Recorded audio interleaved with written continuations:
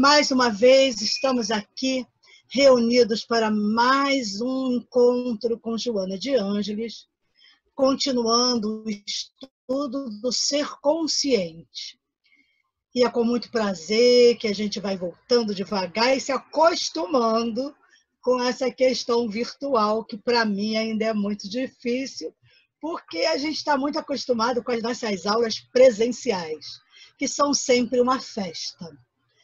Hoje eu vou iniciar lendo um texto pequeno do Desperte e Seja Feliz, de Joana de Ângeles. O Homem Jesus. No processo da evolução, cada espírito desenvolve, etapa a etapa, determinados valores que lhe são inatos. Em uma oportunidade, aprimora a inteligência, noutra o sentimento, mais adiante a aptidão artística, buscando a perfeição que se sintetiza a aquisição de todos os bens intelecto-morais. Afligindo-se, não poucas vezes, por constatar as dificuldades que defronta impedindo-lhe o avanço, estaciona, desanima ou rebela-se. A jornada é atraente e a conquista das vitórias dá-se mediante o investimento dos melhores esforços, do interesse e do empenho para consegui-las. Toda aquisição é resultado de afanoso trabalho. A plenitude, por isso mesmo, é patamar superior, que para ser conquistada depende das realizações felizes nas faixas precedentes. Assim, buscando a harmonia, propõe-te o desafio de prosseguir seguindo Jesus, o modelo ideal da humanidade que te aguarda gentil. Uma belíssima página de Joana, do livro Desperte e Seja Feliz, quando ela nos convida, quando ela nos conclama a buscar essa harmonia que falta em nós, prosseguindo com Jesus, seguindo-o, assim como ele disse que ele era, né, o caminho, a verdade e a vida. E é o modelo ideal da humanidade. E que nos aguarda gentilmente. É um convite difícil de não aceitar. Mas a gente sabe que não é fácil, mas que também não é impossível. Então, vamos fazer a nossa prece da tarde de hoje, pedindo a Deus nesse momento, que é o nosso Pai, de bondade infinita, que abençoe esse trabalho, que abençoe todos os trabalhos da nossa casa, que abençoe toda a humanidade. E pedimos a Jesus, o nosso irmão maior na espiritualidade, o nosso amigo de todos os momentos, que ele esteja conosco. Pois assim mesmo ele o disse, que quando duas ou mais pessoas estivessem reunidas em seu nome, ele ali estaria. Então, na certeza da presença do Cristo entre nós, pedimos que a nossa reunião da tarde de hoje seja de confraternização, de amor, e que possamos, Senhor, passar o recadinho da nossa amiga Joana, da nossa irmã querida, com toda honestidade e transparência. E assim, agradecemos, Senhor, pela tua bondade e nos envolva na tua paz, agora e sempre. Graças a Deus. Bem, nós vamos começar. Então, nós dissemos que não iríamos falar da parte filosófica que entra no trabalho da quarta força, porque a definição, conceitos, volto a dizer, é bem psicológico, é mais para aqueles que têm, assim, que gostam de se aprofundar, pessoas até da própria área. Então, eu deixo essa pesquisa como uma tarefa, vocês leiam, desculpe, e perguntem o que precisar, tirem as dúvidas, e depois a gente pode trocar, né? Em algum momento disponível que nós teremos. Nós vamos entrar no item o homem psicológico maduro. Nós já vamos entrar no estudo, porque dentro do estudo a Joana vai falar desses autores, vai se fazer referências, e aí a gente vai falar um pouquinho, porque, volto a dizer, o objetivo não é estudar psicologia, mas aprofundarmos na psicologia espírita, realçarmos o que a Joana fala, em valores, mas também falar de Jesus, na sua importância, como ela diz, o homem Jesus. E para isso precisamos ter consciência. Então, ela diz aqui, no Homem Psicológico Maduro, que no meu livro é a página 21. Então, aqueles que às vezes ficam meio perdidinhas, as perdidinhas e os perdidinhos, lá na página 21, nós vamos dar início ao nosso estudo. Então, vamos lá. Ela começa dizendo que o ser humano é o mais alto e nobre investimento da vida, momento grandioso do processo evolutivo, que, para atingir a sua culminância, atravessa diferentes fases que lhe permitem a estruturação psicológica e seu amadurecimento, sua individuação, conforme Jung, que foi o psiquiatra suíço do século XIX, que é o fundador da psicologia analítica, né? Então, vamos falar, então, de uma coisa muito importante que eu achei aqui, que é ela dizer que o ser humano é o mais alto e nobre investimento da vida. Olha que coisa importante pensarmos nisso e observarmos como nós somos, dentro dessa escala filogenética, né, das espécies, desde o mineral até o animal, nós somos o hominal, nós estamos na escala maior. Então, ela diz aqui que é um nobre investimento da vida. Claro, o investimento do nosso Pai, de Deus, que é um momento grandioso desse processo evolutivo, que, para atingir a sua culminância, ele vai atravessar diferentes fases que permitem a estruturação psicológica, seu amadurecimento, sua individuação. Quer dizer, olha que processo bonito.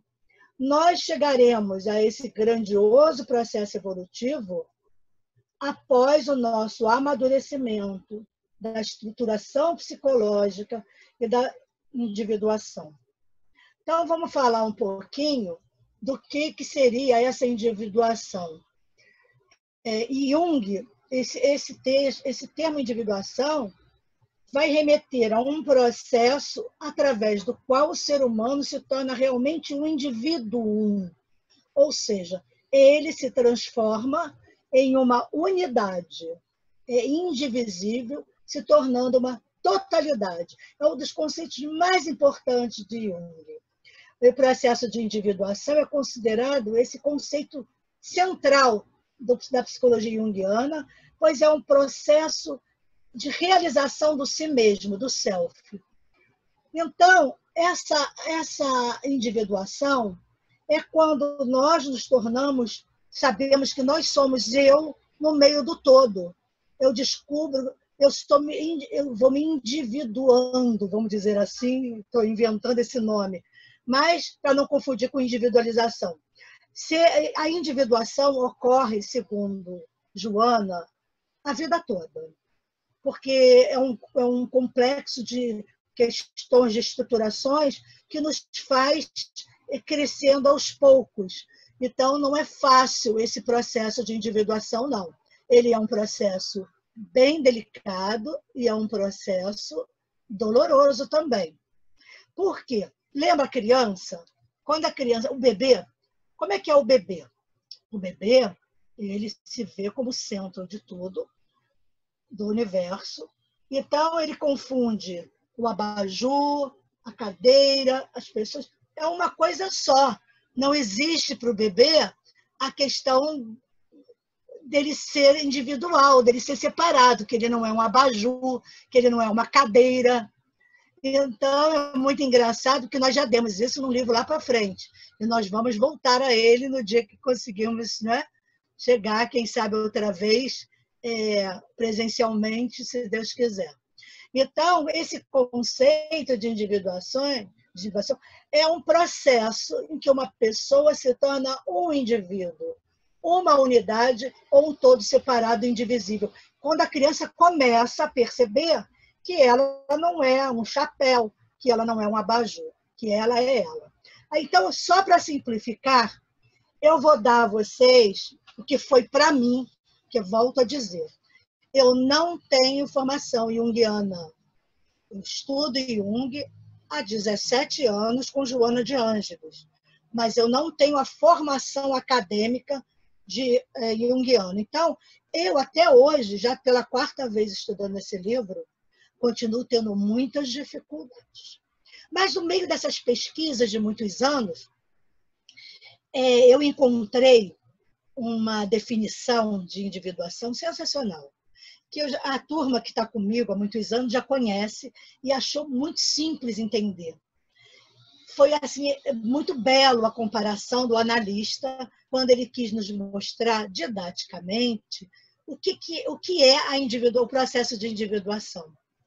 Então, eu vou falar isso para vocês, porque, por enquanto, né, principalmente para aquelas pessoas que ainda não estão familiarizadas com Joana, com seus termos psicológicos, nós vamos dizer apenas isso. O rio deságua no mar, não é verdade? Sim. No processo de individuação acontece isso. Eu sou o rio que deságua no mar. Aí a gente pensa que misturou, não é? Não. O processo de individuação é eu deságuo no mar, mas eu sei que eu sou um rio e eu sei o que é o mar. Apesar de parecer misturado, mas eu tenho essa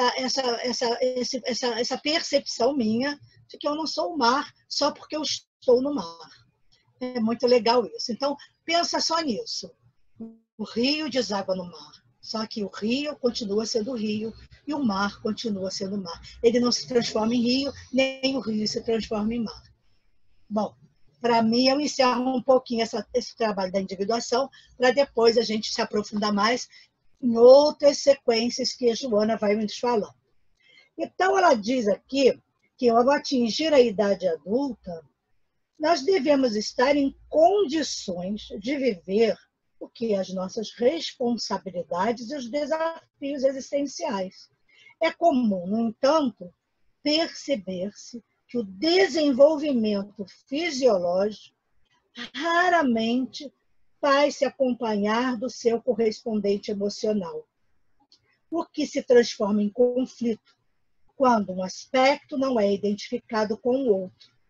Em tal caso, o período infantil alonga-se e predomina, fazendo-se característica de uma personalidade instável, atormentada, insegura, depressiva ou agressiva, ocultando-se sob vários mecanismos perturbadores.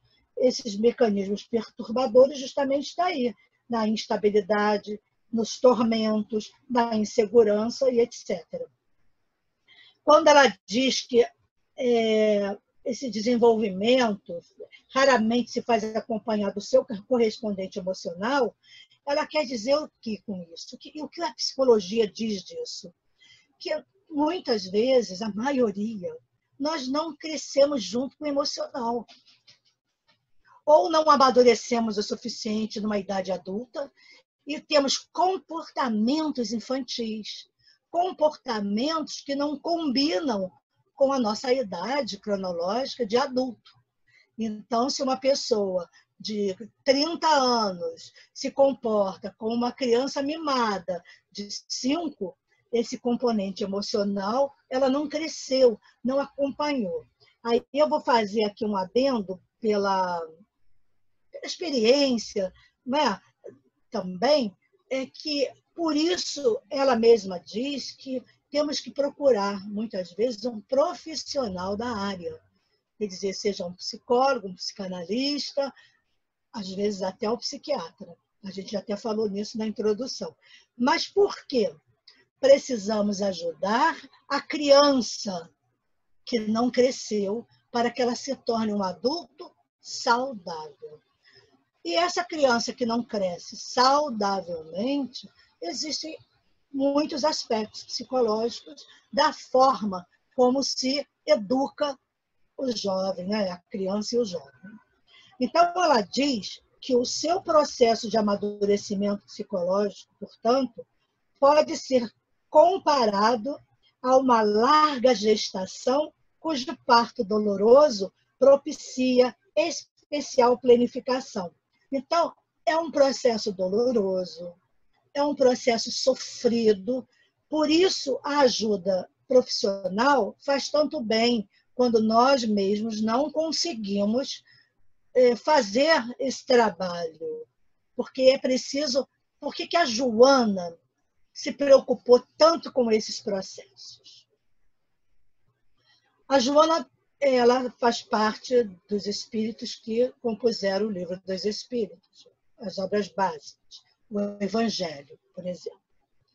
Então, a Joana, como estudou 50 anos, como nós havíamos falado, de psiquiatria, psicologia, psicanálise, e ela agora quer se dedicar a neurociências, então, ela se preocupou com os diálogos, claro, do Espírito de Verdade com Kardec. Aqui em Obras Póstumas, nós podemos verificar como a Joana ela foi levada a esse pensamento, a esse trabalho psicológico, aqui, quando Kardec, no Obras Póstumas, tem minha missão, pergunta a verdade. Quando ele pergunta ao Espírito de Verdade, ele diz assim: bom Espírito, eu desejara saber o que pensas da minha missão, da missão que alguns espíritos me assinaram. Dize-me, peço-te se é uma prova para o meu amor próprio. Tenho, como sabes, o maior desejo de contribuir para a propagação da verdade, mas do papel de simples trabalhador ao de missionário em chefe, a distância é grande, e não percebo o que possa justificar em mim graça tal, de preferência a tantos outros que possuem talento e qualidades de que não dispõem. Isso Kardec dizendo ao Espírito Verdade. A resposta foi: confirmo o que te foi dito, mas recomendo-te muita discrição, se quiseres sair-te bem. Tomarás mais tarde conhecimento de coisas que te explicarão o que ora te surpreende. Não esqueças que podes triunfar como podes falir. Nesse último caso, outro te substituiria, porquanto os desígnios de Deus não assentam na cabeça de um homem. Nunca, pois, fales da tua missão. Seria a maneira de a fazeres malograr-se. Ela somente pode justificar-se pela obra realizada, e tu ainda nada fizeste. Se a cumprires, os homens saberão reconhecê-lo cedo ou tarde, visto que pelos frutos é que se verifica a qualidade da arte. E o Kardec continua conversando com o Espírito Verdade, dialogando com ele, e o Espírito Verdade falando que a missão dos reformadores é prêmio de escolhas e perigos. Ele previne Kardec de que vai ser rude a vida dele, porque se trata de abalar e transformar o mundo inteiro. Então, ele diz que não bastaria publicar os livros, 2 livros, 10 livros. Ele diz que ele tem que expor em seguida tudo isso. Tem que expor a pessoa dele, ele suscitaria ódios, que a gente já sabe quem conhece a vida e obra de Kardec. Então, ele diz aqui, o Espírito Verdade, uma outra coisa importantíssima, que é a regeneração da humanidade. Veja bem, se a Joana já fazia parte desse trabalho em conjunto, né, que está lá nos prolegômenos, os guias, os espíritos amigos que iam trabalhar nas respostas do Livro dos Espíritos, diz aqui Kardec, precipitam-se com rapidez os acontecimentos, pelo que já não vos dizemos como outrora. É bom porque a gente vai aliar a esse momento de pandemia que nós estamos vivendo, considerado, até Edivaldo fala disso num dos seus congressos agora, que é a Grande Terceira Guerra, que foi determinada, porque ele diz que se fosse uma guerra com armas, bombas, traria muito maiores prejuízos do que uma guerra de vírus, né? Desse tipo aí. Então, ele diz que os tempos são chegados. Não suponhais que as nossas palavras se referem a um novo dilúvio, nem a um cataclismo, nem um revolvimento geral.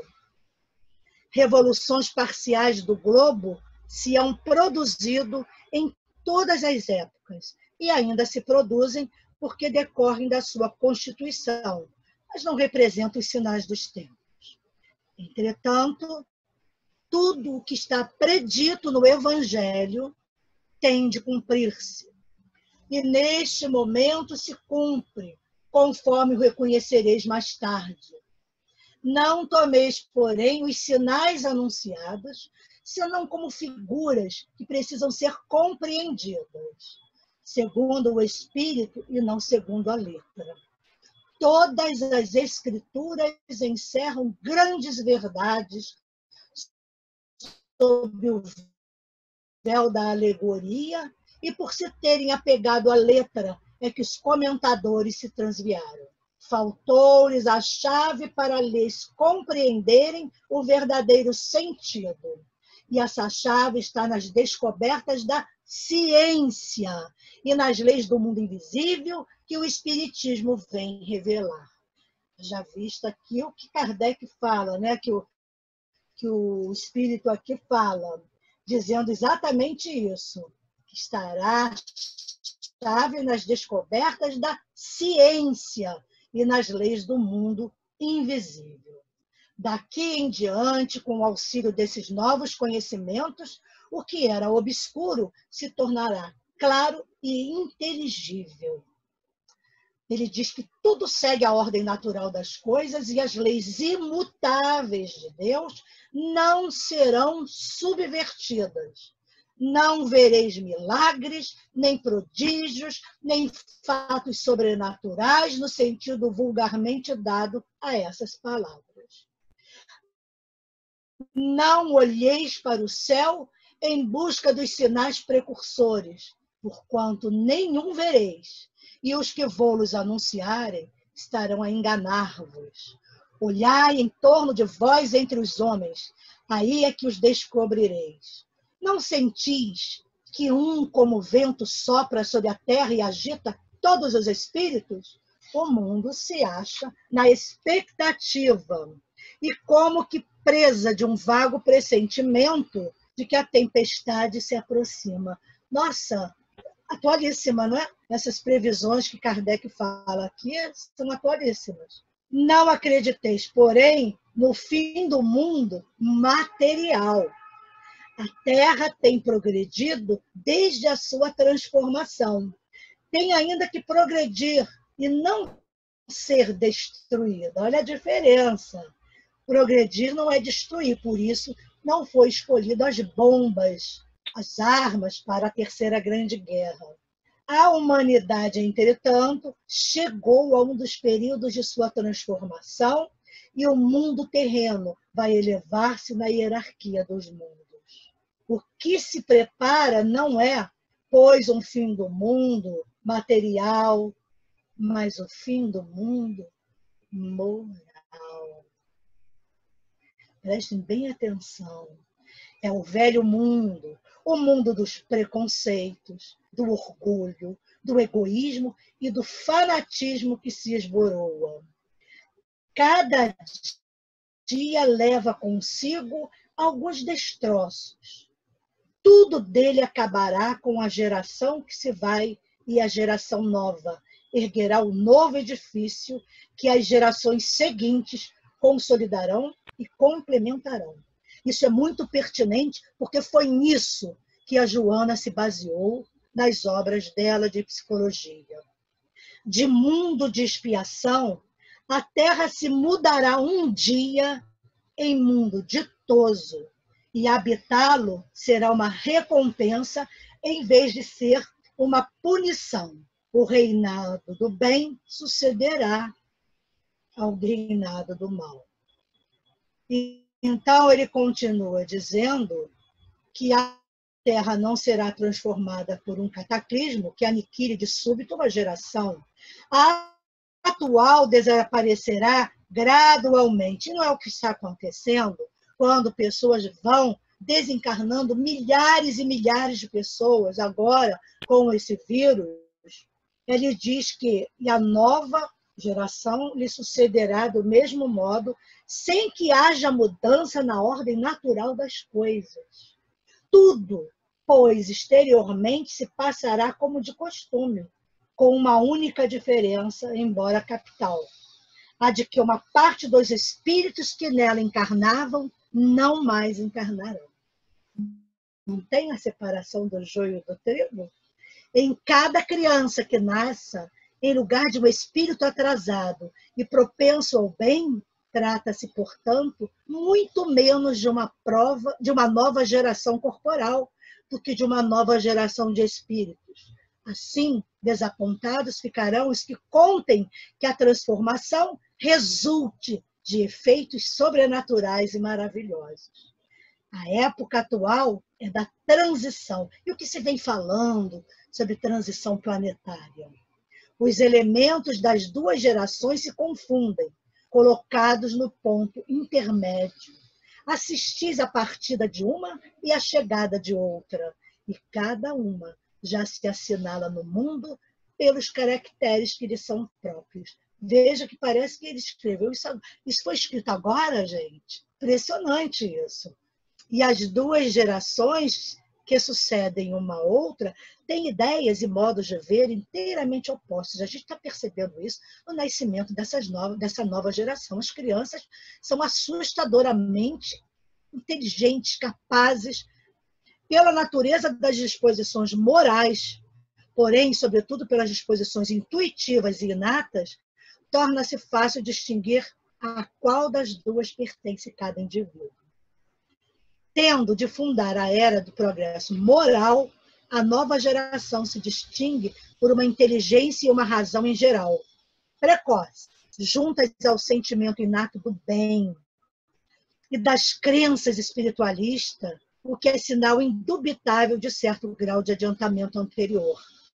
Não se comporá tão só de espíritos eminentemente superiores, mas de espíritos que, já tendo progredido, estão predispostos a assinalar as ideias progressistas e aptos a secundar o movimento regenerador.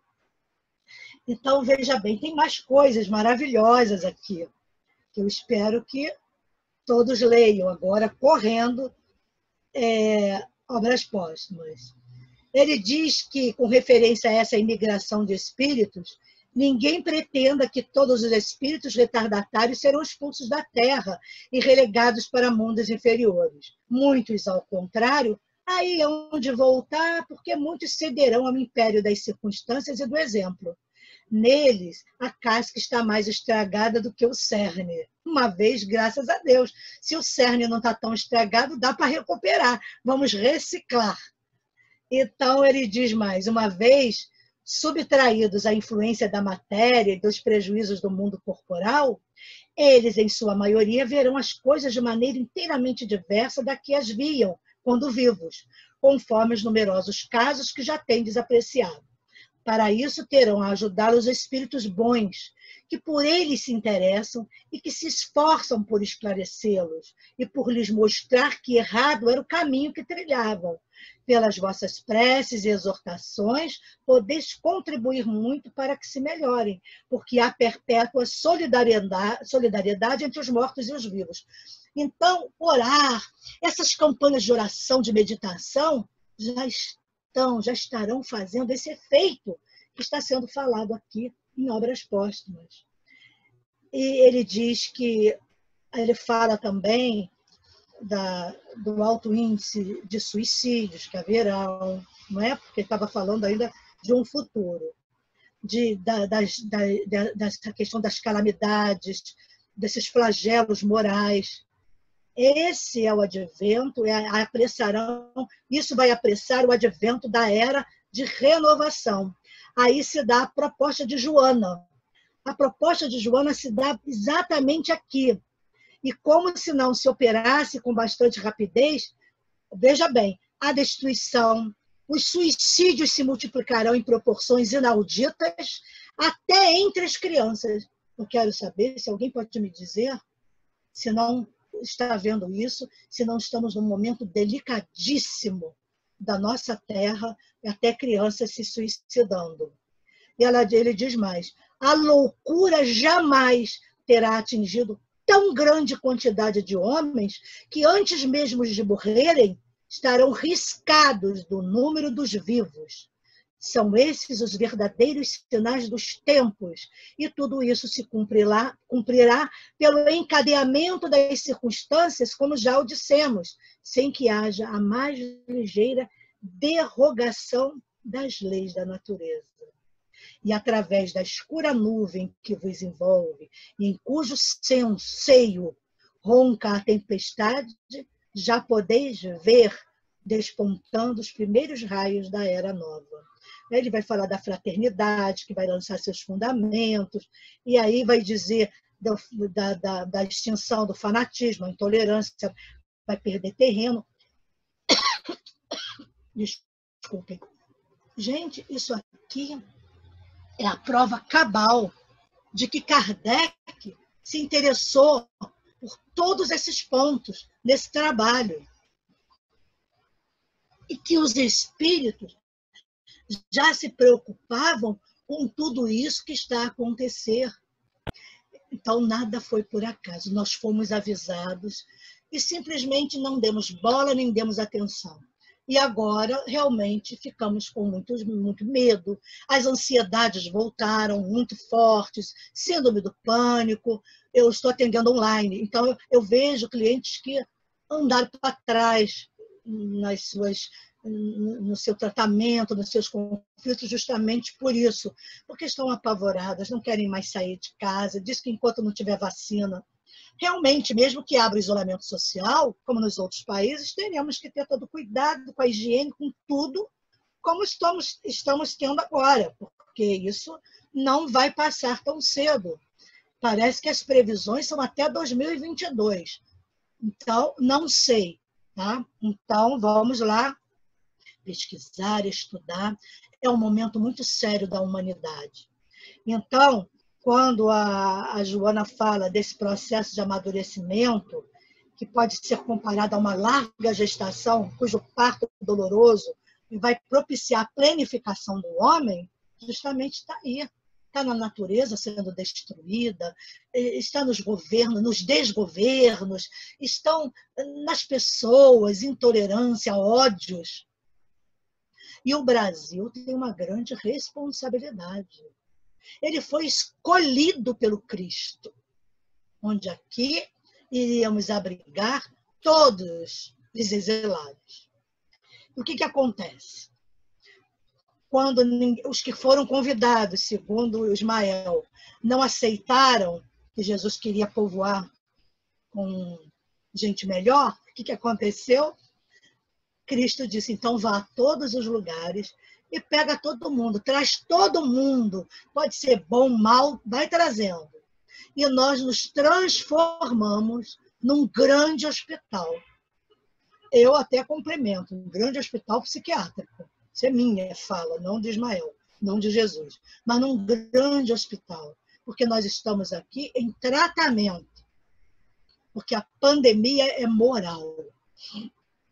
Então, ela diz mais aqui, procedente de atavismos agressivos e montado ainda aos instintos, o ser cresce sob pressões que lhe despertam a necessidade de desabrochar os valores adormecidos, qual semente que se entumece sob as cargas esmagadoras do solo, a fim de libertar o vegetal embrionário que se agigantará através dos tempos.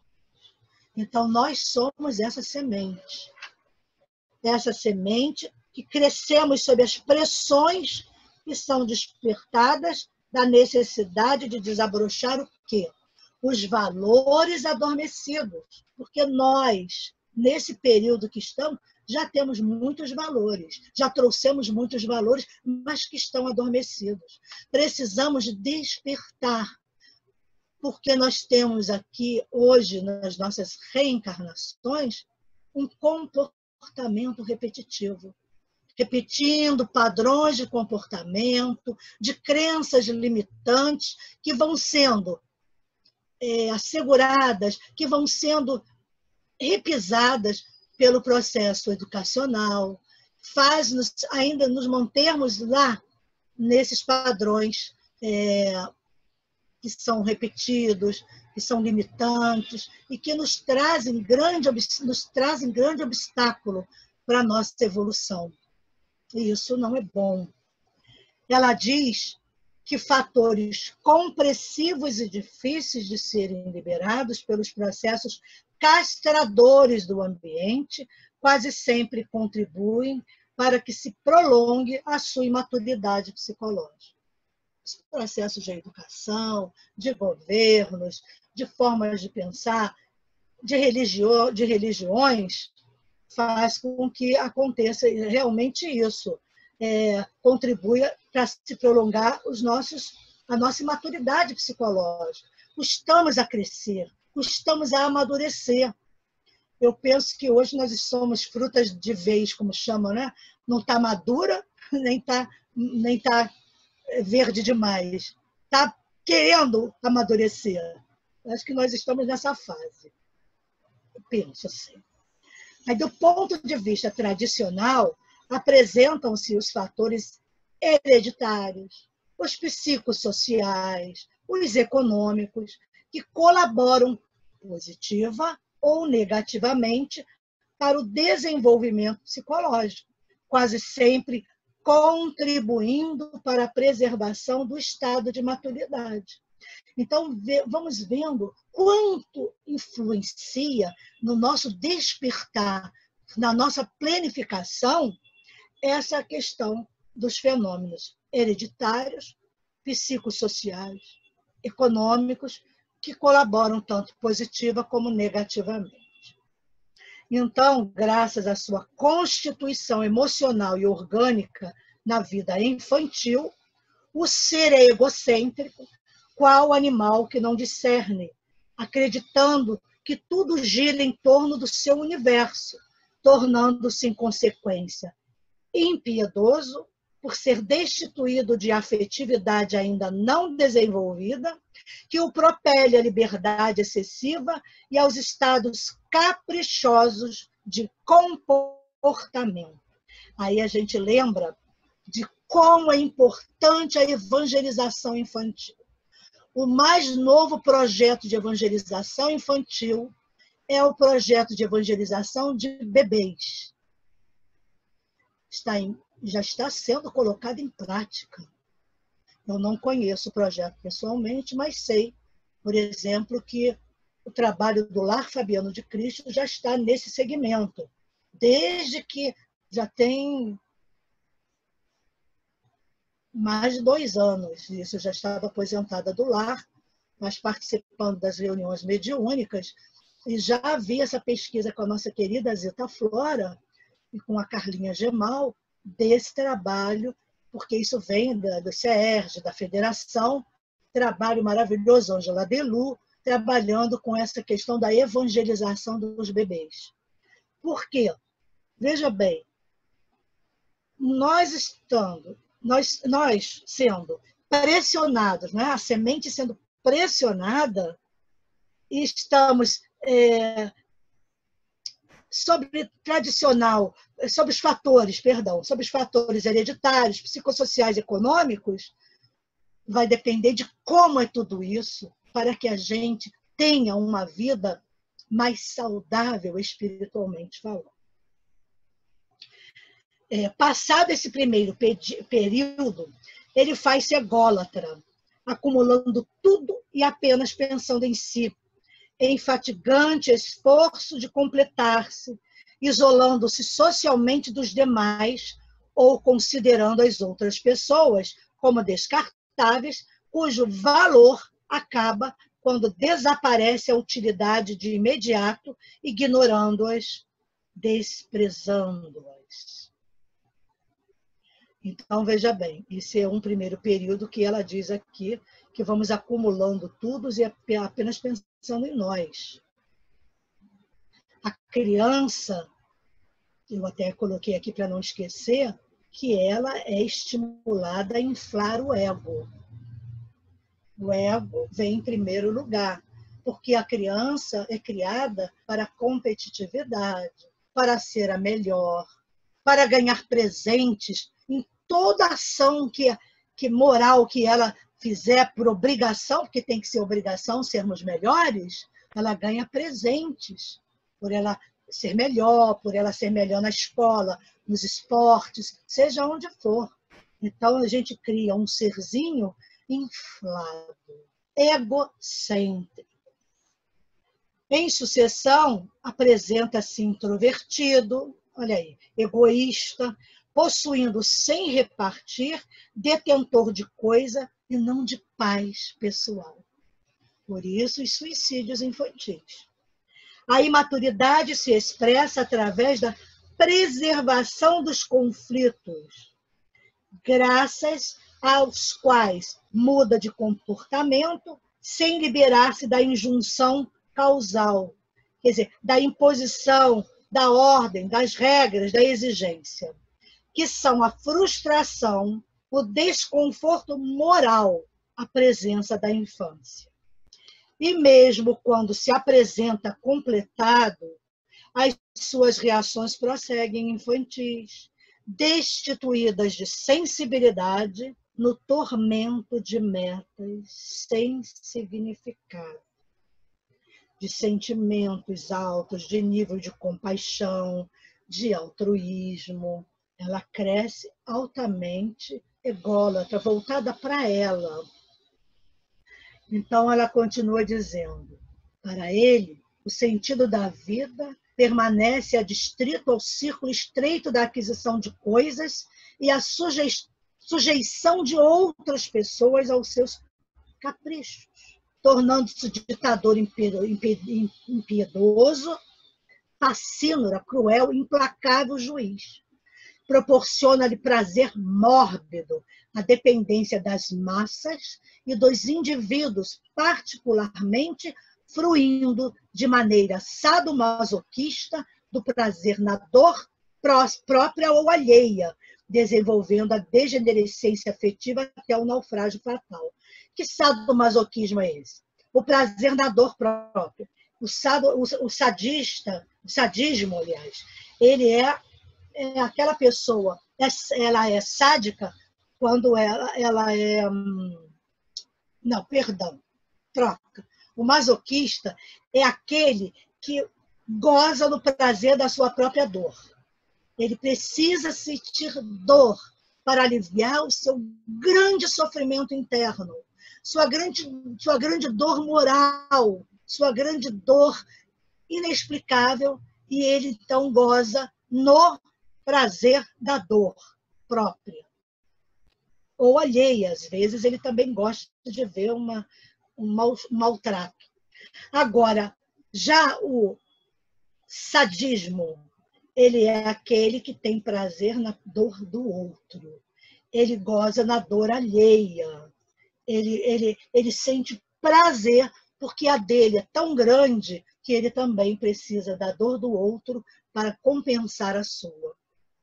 Então, ela diz mais que certamente fatores genéticos contribuem para o desenvolvimento ou não da maturidade psicológica, em se considerando as cargas hereditárias na constituição orgânica, na câmara cerebral, na aparelhagem nervosa e na glandular, especialmente nas de secreção endócrina, na constituição do sexo. Então, vejam bem, que interessante. Fatores genéticos contribuem para o desenvolvimento ou não da maturidade psicológica. E se considerando as cargas hereditárias na constituição orgânica. Interessante isso, a gente já discutiu isso em sala, é muito bom debater por isso. Se nós temos um planejamento, né, de vir para a Terra, para reencarnar, por que a gente traria, então, essa carga hereditária, né? Por que eu vou herdar do pai, da mãe, da família, algo que não seria meu? Não. Tudo tem um porquê, né? Tudo tem um esclarecimento para isso. Porque somos feitos de células, não é? Somos feitos do mesmo composto orgânico, fisiológico, do pai, da mãe, do ser humano. Então, é claro que a junção do óvulo com o espermatozoide vai ser um pouquinho da mistura, uma química de cada um. E essas cargas hereditárias é que serão as responsáveis na nossa constituição orgânica, no nosso cérebro e todo o nosso aparelho, né? Nervoso, glandular. Agora, interessante é que a gente se pergunta também das doenças hereditárias, de alguma forma que acontece em nós, de termos uma doença. Claro que isso também a gente sabe que foi pedido ou foi determinado. Isso ainda é um pouco de mistério, porque a gente não pode afirmar. André Luiz é que nos explica isso muito bem. Isso já é para o Carmélio explicar. Mas então, o André Luiz fala disso. Mais uma vez, eu não sei porquê, eu já até contei isso para os meus queridos.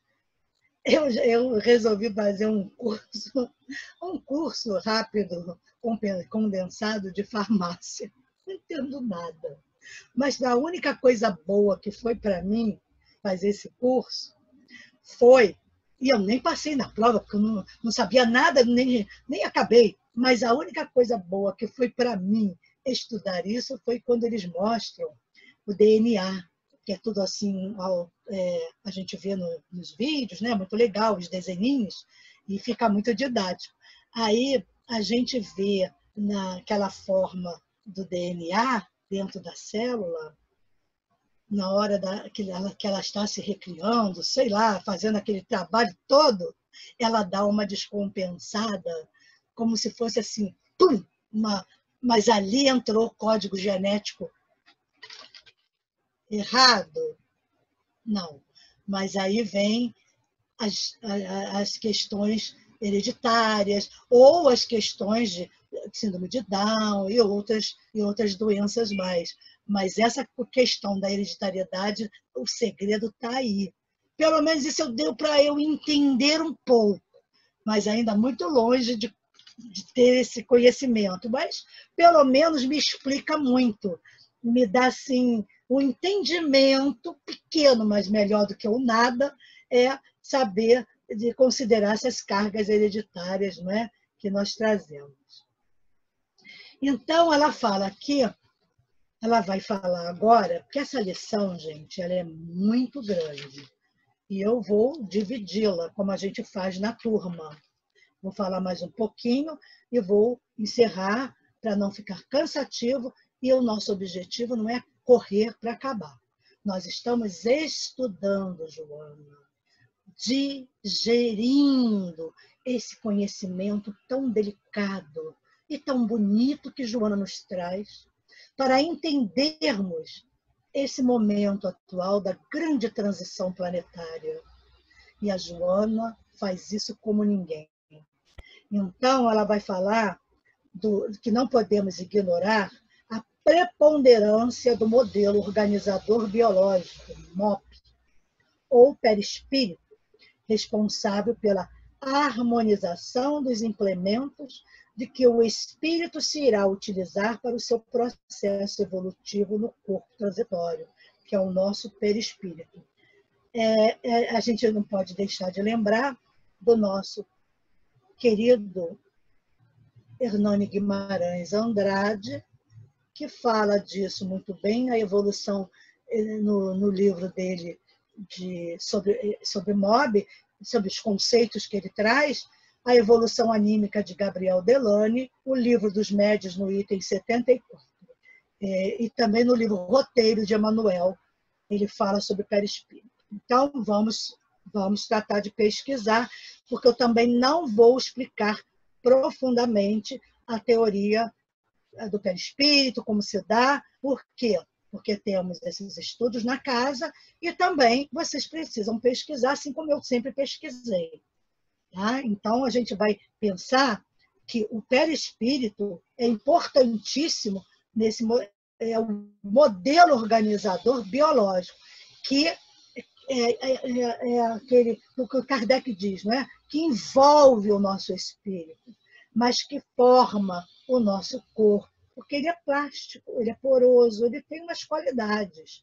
Então, o modelo organizador biológico é muito interessante pesquisar. Hernani Guimarães Andrade foi um espírita pesquisador com contribuições da física para nos explicar. E o Zalmino, também, o Zalmino Zimmermann, com aquele livro que já está numa edição renovada, que é o Perispírito, esse livro do Zalmino já tem uma nova edição, que eu até adquiri, porque outros conceitos novos ele complementou com mais estudos. Não que o primeiro não seja válido, mas já tem o segundo, é só para informar. Então, ela diz que, em face disso, cada pessoa é a soma das suas experiências transatas, quer dizer, passado. E sua mente é o veículo formador de quanto se lhe torna necessário para o processo iluminativo. Quer dizer, a nossa mente é o veículo. Ela não é ela quem faz isso. Ela não é ela que nos leva ao processo iluminativo. Ela é o veículo. E quem leva é o espírito. De quanto se torna necessário para nós esse processo de iluminação. E essa percepção, o entendimento desse fator faz-se relevante em qualquer proposta de psicologia transpessoal no estudo das causalidades e de todos os fenômenos humanos. Então, voltamos à ênfase da psicologia transpessoal. Ela não é espiritismo, não tem nada a ver com o espiritismo. A psicologia transpessoal, a proposta da psicologia transpessoal é o estudo das causalidades de todos os fenômenos humanos, sejam eles dentro do espiritismo, do budismo, de onde for, onde tiver um fenômeno, a psicologia transpessoal ela faz pesquisa, ela quer saber o porquê daquilo. É por isso ela fica tão próxima, vamos dizer assim, dos espíritas. Ela é tão simpática por causa disso, que ela se preocupa com isso, mas no terreno da ciência, não de religião. A psicologia transpessoal é um braço da ciência, da psicologia, que é ciência. E ela é um braço de pesquisa nesse ambiente. E é muito importante que seja. É muito importante que seja. Então, ela diz mais que os velhos paradigmas e modelos sobre o homem cedem passo à introdução do conceito do ser ancestral, com toda a historiografia das suas reencarnações que se tornam responsáveis pelo desenvolvimento do eu profundo. Então, nós vamos terminando aqui e nós vamos, semana que vem, vamos falar da enunciada cisão entre o eu e o si. Nós vamos, essa lição de hoje, essa aula de hoje, é para o dia 6 de junho, às 16 horas, que nós estamos gravando, né? Porque, infelizmente, não podemos confiar na internet. Pelo menos, se fosse ao vivo, eu gostaria mais, porque a gente poderia interagir, eu responder algumas perguntas, mas, infelizmente, não dá para arriscar. E a outra, dia 6 vem essa, e no dia 13 de junho falaremos sobre a enunciada cisão entre eu e o si. Então, vamos aguardar esse dia. O bom também de ser gravado, bom, apesar que ao vivo depois fica gravado também, mas o bom é que vocês podem, se não tiverem oportunidade de ouvir, de assistir no dia, podem assistir em qualquer outro dia, com muita tranquilidade, calma, porque está gravado. Então, podem fazer anotações, podem fazer críticas, sugestões, tá? É tudo muito democrático mesmo, tá? Não existe ofendibilidade, porque a pessoa talvez tenha dito, eu não gostei muito dessa explicação, eu gostaria que me explicasse melhor, eu gostaria disso, eu gostei disso. É bom, porque isso nos serve também de uma forma de autoavaliação para que a gente possa melhorar cada vez mais. Não se esqueçam que nós não estamos acostumados a fazer nada disso virtualmente. É a minha primeira vez, a primeira vez da maioria de quem está aí fazendo as palestras, o estudo. Então, é claro que até a gente acertar, até a gente combinar, vai levar um tempo. Mas eu penso que com carinho e com a ajuda de todos e dos espíritos amigos também, nós possamos ir melhorando.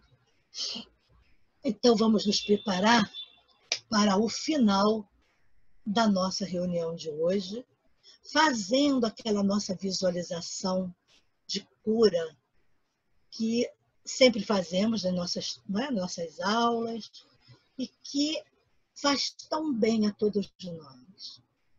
Então, fechamos os nossos olhos, vamos nos colocar confortavelmente numa cadeira gostosa, pode até ser deitado também, como quiser. Mas vamos procurar trazer para nós o conforto do corpo, para que possamos visualizar, mentalizar melhor o exercício. Então, vamos começar pela respiração. Respirando e expirando.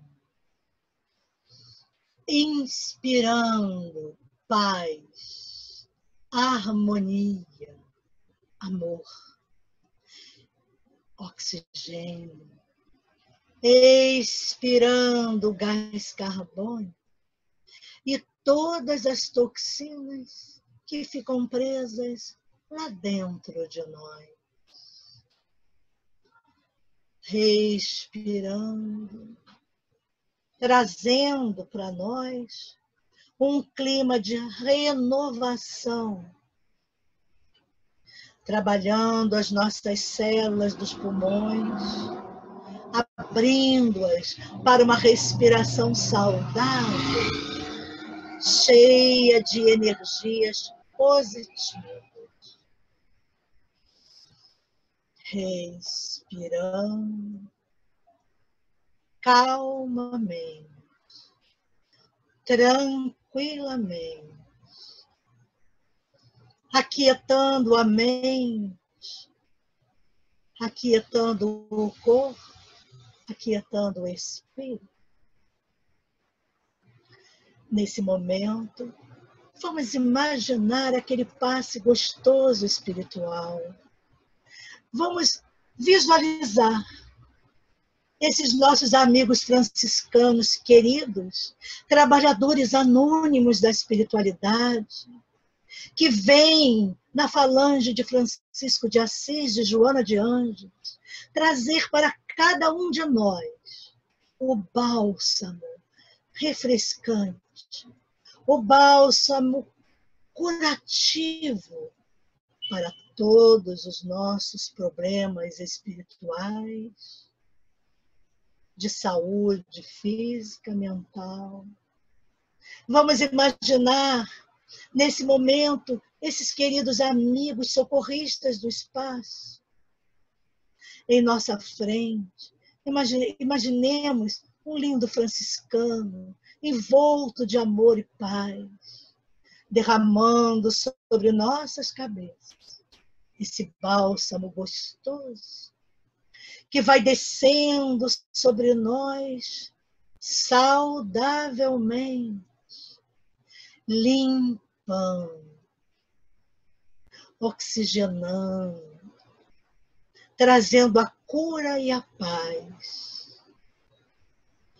E que esse bálsamo desça sobre todo o nosso organismo, levando através das pontas dos pés tudo aquilo que não precisamos mais, tudo aquilo que vamos descartando de dentro de nós, os sentimentos que nos intoxicam porque não são bons, nos trazem a doença, nos trazem a angústia. Vamos limpando todos os nossos órgãos, colocando tudo no lugar.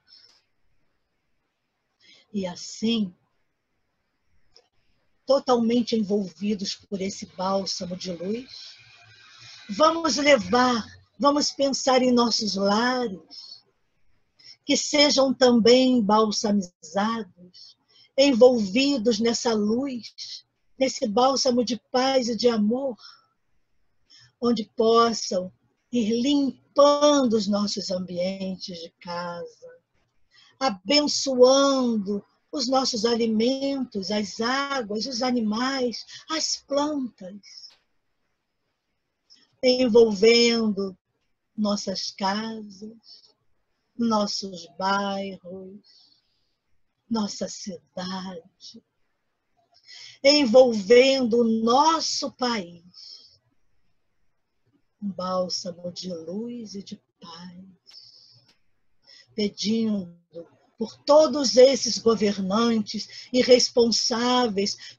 pelas decisões que envolvem o nosso país, que possam ser abençoados, Senhor, e despertos, que possam entender a grande responsabilidade que têm em suas mãos. E por isso vamos estendendo os nossos pedidos para os outros países, para outras nações, outros dirigentes, que o nosso planeta Terra seja envolvido na luz branca da paz universal, que todo o nosso planeta seja envolvido pela paz, pela saúde, abençoando o Senhor, como diz Joana de Ângeles, em Psicologia da Gratidão, que esse vírus possa ser para nós a transformação, trazendo o nosso autoconhecimento, trazendo a planificação para que esse planeta se torne um planeta de regeneração. E assim damos por encerrada a nossa reunião, o nosso estudo da tarde de hoje, dizendo todos, graças a Deus.